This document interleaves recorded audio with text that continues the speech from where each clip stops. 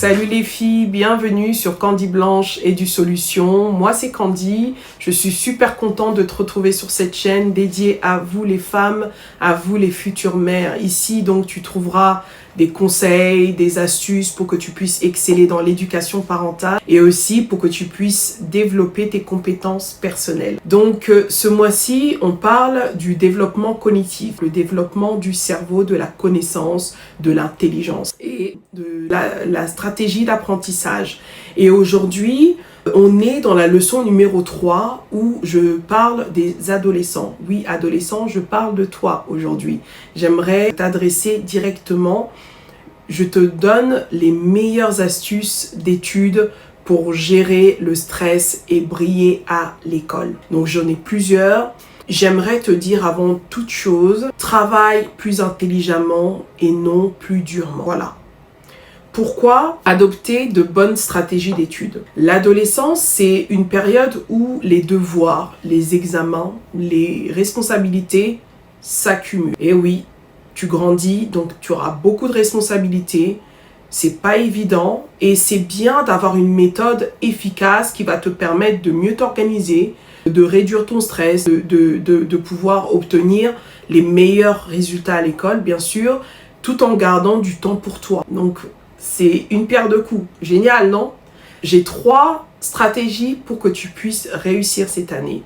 La première, c'est la prise de notes simplifiée. Teste la méthode Cornell.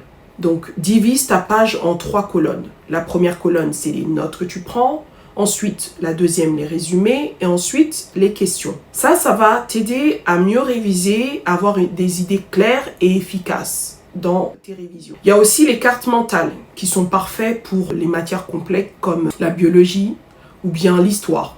Ça va t'aider à mieux relier les concepts de tes matières visuellement. La deuxième stratégie, c'est la technique de révision que tu dois avoir. C'est créer des fiches d'apprentissage où tu poses tes idées clés, les dates, les formules.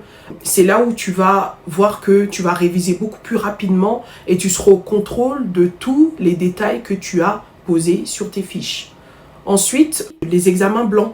Révise avec tes examens blancs, ça va t'aider à rentrer complètement dans le vif de l'examen. Ça te donne une idée de l'examen. La troisième stratégie, c'est le fait de pouvoir travailler en groupe avec des amis que tu connais, mais soit avec des amis qui sont sérieux, qui veulent vraiment travailler. D'accord? Fais vraiment en sorte que tu travailles avec les meilleures personnes. Vous échangez vos idées et ça, je trouve que ça booste, c'est une bonne chose. Et ça aide à réviser. J'aimerais te parler de la gestion et la planification de ton temps. Le secret pour une étude efficace, c'est vraiment une bonne organisation. Je trouve que quand tu as une bonne organisation, tu sais qu'est-ce que tu vas réviser, tu sais comment tu vas réviser et tu sais combien de temps tu vas prendre pour réviser. Donc, c'est bien vraiment de planifier tes journées. Utilise un agenda ou un calendrier pour que tu puisses noter tes devoirs, comme je t'ai dit, tes projets, tes dates d'examen qui sont super importantes. Il y a la technique Pomodoro qui est de travailler en session de 25 minutes et 5 minutes de pause. 25 minutes de travail, 5 minutes de pause. C'est parfait pour rester concentré. Fais aussi des checklists. Donc tu coches chaque tâche que tu as fait. À chaque fois que tu as accompli une tâche, tu peux suivre le progrès et tu restes motivé. Au moins, tu es sûr de ne rien rater. C'est des astuces qui sont simples, mais c'est la clé pour réussir à l'école. En même temps, tu gardes aussi une bonne qualité de vie. Tu n'es pas du tout dans le stress. Fais-moi confiance. Dis-moi en commentaire quelle stratégie tu vas essayer en premier ou partage tes propres astuces à toi. J'aimerais voir. Pourquoi pas, on peut échanger. C'est une bonne chose. Cette chaîne est faite pour ça. Et surtout, si tu n'es pas encore abonné, abonne-toi à la chaîne pour que tu puisses avoir beaucoup plus de conseils sur l'éducation et le développement personnel, bien sûr. J'aime qu'on passe à l'action. C'est vraiment ce que moi j'aime, passer à l'action. C'est bien de parler, mais c'est bien de passer à l'action. Donc dis-moi, quelle astuce a le plus de chances de fonctionner pour toi? Mets-moi ça en commentaire. J'ai hâte de te lire. J'ai envie de connaître ton retour. Et donc, like si tu n'as pas encore liké. Partage cette vidéo pour aider une personne. Abonne-toi si tu n'es pas encore abonné. Comme ça, tu ne rateras pas les prochaines vidéos, les conseils. Et si tu as besoin d'un accompagnement un peu plus personnalisé, pour mieux t'organiser, pour mieux gérer tes études, ou bien toi, maman, pour aider ton enfant à mieux s'organiser, va sur mon site kbeduSolutions.com. Réserve ta première séance de coaching. Donc la première, elle est gratuite pour juste t'aider à démarrer. Et ensuite, on se focalise sur tes besoins personnalisés. Voilà.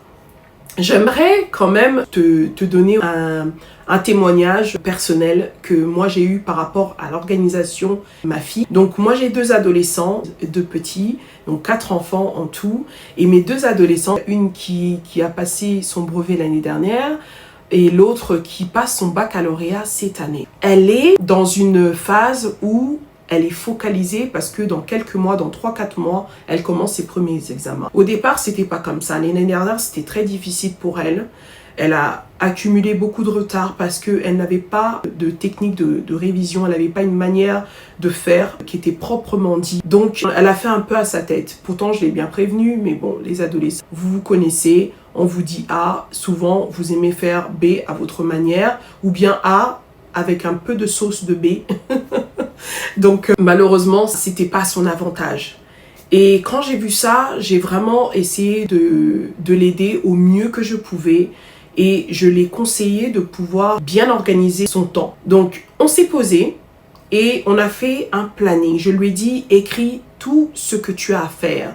C'est-à-dire tes journées, tu écris tes dates, tu écris tes révisions, tu mets tout en détail. Donc au jour d'aujourd'hui, elle a un planning pour chaque semaine, chaque jour, chaque minute, chaque heure, chaque seconde qu'elle a posé avec ce que elle-même a choisi comme organisation de révision. Je ne lui ai pas imposé quoi que ce soit parce que je pense que c'est important qu'elle puisse être indépendante sur ses révisions, à savoir sur quelle matière elle va commencer. C'est elle qui voit et c'est elle qui le vit. Moi, j'ai déjà fini l'école. C'est passé il y a plus de 20 ans de cela. Mais on ne cesse d'apprendre. Moi-même, j'ai besoin d'organisation dans ma vie de maman. En tant que coach de vie, je suis organisée pour pouvoir l'aider à mieux s'organiser.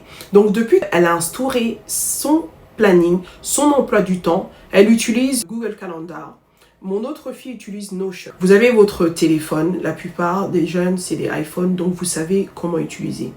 Et depuis ça, elle est super contente. Elle m'a dit, je me sens beaucoup plus légère, mes matières sont moins lourdes et j'ai l'impression que j'ai pas grand chose à faire. Je lui ai dit c'est génial, continue, la persévérance, persévère, sois organisé, choisis la meilleure méthode pour toi, choisis la meilleure méthode pour ton enfant, sois vraiment là maman à pouvoir l'accompagner, soutiens-le parce qu'il en a besoin. On refuse le stress, comme je l'ai dit au début de la vidéo, travaille intelligemment et non durement.